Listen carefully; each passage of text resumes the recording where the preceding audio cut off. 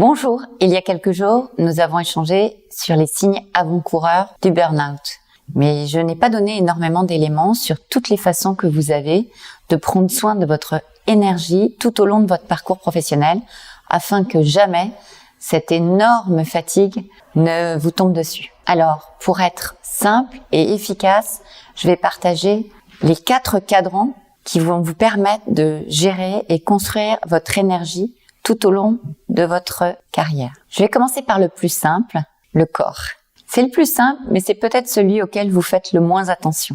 Les dirigeants, les managers, les leaders, les collaborateurs qui réussissent dans la durée à maintenir un formidable niveau d'énergie et d'engagement sont ceux qui font tout particulièrement attention à plusieurs choses relatives à leur corps. Tout d'abord, votre sommeil. C'est absolument faux que 4, 5 ou 6 heures de sommeil suffisent dans la durée pour maintenir votre énergie, votre capacité à vous concentrer, votre intelligence intellectuelle.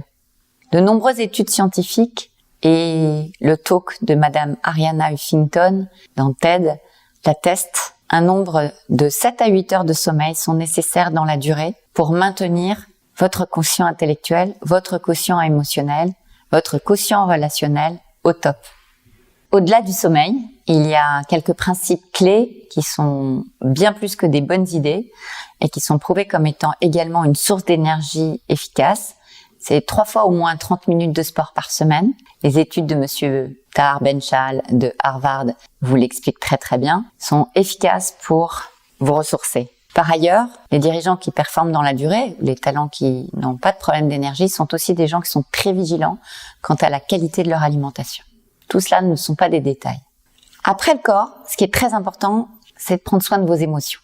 Les personnes qui peuvent arriver à un certain burn-out sont des personnes qui n'écoutent pas leurs émotions. Or, les émotions sont les meilleurs indicateurs de vos besoins. Qu'il s'agisse de la tristesse, de la colère, de la joie ou de la peur, chacune de ces émotions vous donne une indication très intéressante sur votre besoin insatisfait. La peur, par exemple, vous indique votre besoin d'être rassuré. La colère vous indique un fort besoin d'obtenir réparation, du fait d'un sentiment réel ou imaginaire d'avoir subi un dommage. Bref, j'ai pas le temps de vous faire ici un cours sur les émotions et ce sera l'objet d'une prochaine minute coaching. Mais soyez à l'écoute de vos besoins. Comment je me sens? Quelle est mon émotion? Quel est mon ressenti? De quoi j'ai besoin aujourd'hui pour me sentir pleinement en énergie? Et qu'est-ce que je vais faire aujourd'hui pour répondre à mon besoin? Plutôt que de balancer mon besoin sur les autres, qu'est-ce que je vais faire moi pour répondre à mon besoin? Troisième chose qui vous maintiendra en énergie dans la durée, c'est l'aspect presque spirituel de votre parcours professionnel. Non pas spirituel au sens religieux, mais spirituel au sens de quelles sont vos valeurs? Qu'est-ce qui compte fondamentalement pour vous? Qui êtes-vous en vrai? Quel est votre vrai moi? Qui êtes-vous dans le travail? Qui êtes-vous dans la vie personnelle? Comment ces valeurs sont protégées, mises à l'épreuve chaque jour et surtout soignées? Est-ce que vous faites et vous agissez en fonction de vos valeurs? Est-ce que ce que vous dites, les actions que vous menez, la façon dont vous travaillez avec vos collaborateurs respectent ces valeurs?